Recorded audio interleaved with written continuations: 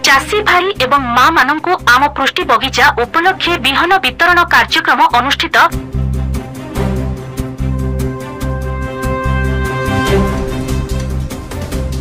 जंगल परिवेश और जलवायु परिवर्तन विभाग ओडिशा सरकारक आनुकूल्य मयूरभंज जिला जसीपुर ब्लॉक स्थित राज्य सरकारक जंगल परिवेश और जलवायु परिवर्तन मंत्री गणेश राम सिंह खुंटिया बासभवन ठारे मंत्री श्री खुंटिया निर्देश क्रमे जे SPW एवं OCCF मिलित आनुकूल्य जिलार 4टी ब्लॉक चाषी भाई एवं मां मानंकु पनिपरिबा बिहन वितरण करा जायछि। चाषी भाई माने चाष करि वर्ष सारा पुष्टिकर खाद्य पाई पारि बोली एही कार्यक्रमर मुख्य उद्देश्य बोली अतिथि गण प्रकाश करथिले।